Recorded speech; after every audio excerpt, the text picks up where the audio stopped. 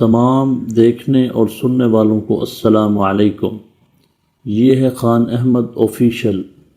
تحریر کا عنوان ہے جانوروں کا بادشاہ شیر کی جگہ بھیڑیا ہی آخر کیوں ہونا چاہیے۔ تحریر کو شروع کرنے سے پہلے آپ سے گزارش ہے کہ ویڈیو کو لائک کر دیں، چینل کو سبسکرائب کر دیں اور گھنٹی کے بٹن کو دبا دیں تاکہ آپ کو آنے والی ہر نئی ویڈیو کا نوٹیفیکیشن ملتا رہے۔ Khan Ahmed official channel.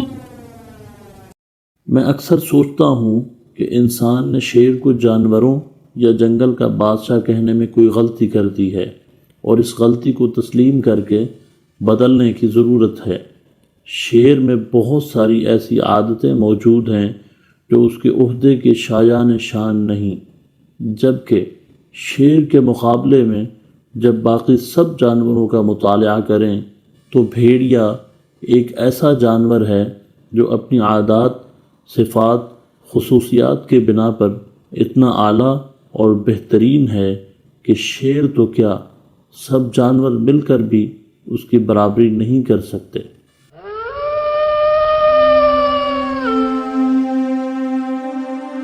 مجھے تو بھیڑیا بہت پسند ہے۔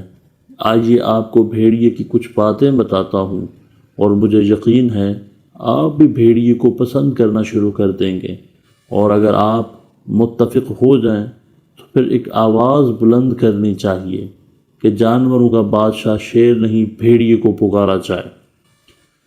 بھیڑیا واحد جانور ہے جو اپنی آزادی پر کبھی سمجھوتا نہیں کرتا اور اسے کبھی غلام نہیں بنایا جا سکتا۔ بھیڑیا صرف دوست بنتا ہے۔ بھیڑیا کبھی مردار نہیں کھاتا، مردار کیا بلکہ اپنا ہی شکار کیا ہوا پرانا گوشت نہیں کھاتا، گوشت بچا کر نہیں رکھتا، جب بھی بھوک لگے تازہ شکار کرتا ہے۔ خودداری اور وفاداری بہت اعلیٰ وصف ہیں اور بیک وقت دونوں لاکھوں نہیں کروڑوں انسانوں میں سے کسی ایک میں پائے جاتے ہیں۔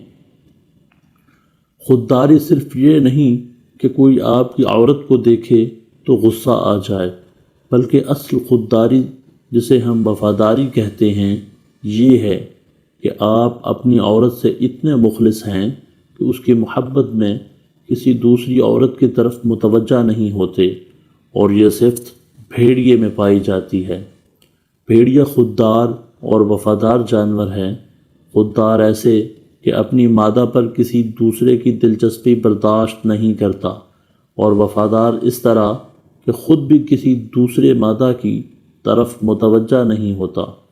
صرف یہی نہیں بلکہ بھیڑیا اپنی سگی رشتہ دار ماداؤں کی حرمت کا پاسدار ہوتا ہے، اور یہ صفت شیر سمیت کسی اور جانور میں نہیں ہے۔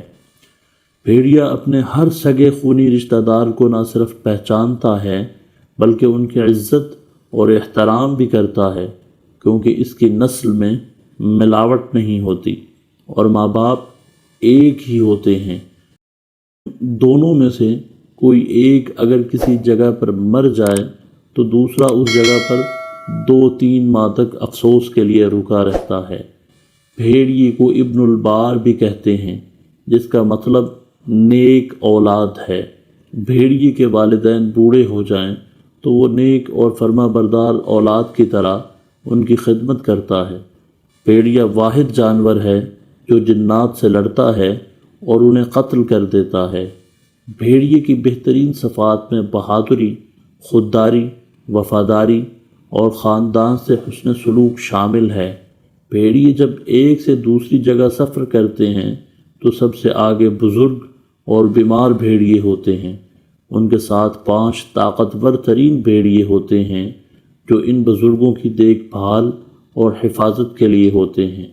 ان کے پیچھے دشمن پر نظر رکھنے اور مقابلہ کرنے کے لیے بھیڑیوں کا چوک و چوبند دستہ ہوتا ہے۔ درمیان میں عام بھیڑیے ہوتے ہیں اور سب سے آخر میں قائد اور لیڈر اکیلا ہوتا ہے، جو آگے چلنے والے اپنے گروپ پر نظر رکھتا ہے اور دائیں بائیں پیچھے سے دشمن پر نظر رکھتا ہے۔ اس قائد کو الف کہتے ہیں، جس کا مطلب عربی میں 1000 ہے، یعنی ایسا بھیڑیا جو اکیلا 1000 کے برابر ہے۔ اس قائد کا انتخاب باقاعدہ باہمی مشاورت سے ہوتا ہے، جس کے لیے سب سے بہادر، وفادار، قائدانہ صلاحیت والے بھیڑیے کو منتخب کیا جاتا ہے۔ اپنی انہی خصوصیات کی بنا پر ارطغرل کی قوم یعنی ترکوں کا قومی جانور بھیڑیا ہی ہے۔ بھیڑیا ایک آنکھ سے سوتا ہے، اور جب ایک آنکھ کی نیند پوری کر لیتا ہے تو پھر دوسری آنکھ کی نیند پوری کرتا ہے۔ بھیڑیا عام طور پر گروہوں کی شکل میں رہتے ہیں اور انہیں گروہ کہا جاتا ہے۔ ایک گروہ میں عام طور پر ایک ہی خاندان کے بھیڑیے ہوتے ہیں، جن میں بھیڑیے اور ان کی اولاد ہوتی ہے۔ ایک گروہ میں زیادہ سے زیادہ 15 بھیڑیے ہوتے ہیں۔ گروہ کے سربراہ نر کو سائنسی اصطلاح میں الفا نر یا نر اول، اور مادہ کو الفا مادہ یا مادہ اول کہا جاتا ہے۔ ہر گروہ کے علاقے کا تعین بو اور چیخنے سے کیا جاتا ہے، اور علاقہ میں نئے حملہ آوروں یا مداخلت کاروں کے خلاف شدید مزاحمت کی جاتی ہے۔ چھوٹے بھیڑیوں کو سائنسی اصطلاح میں پلے کہا جاتا ہے، اور مادہ ایک وقت میں 5 یا 6 پلوں کو جنم دیتی ہے۔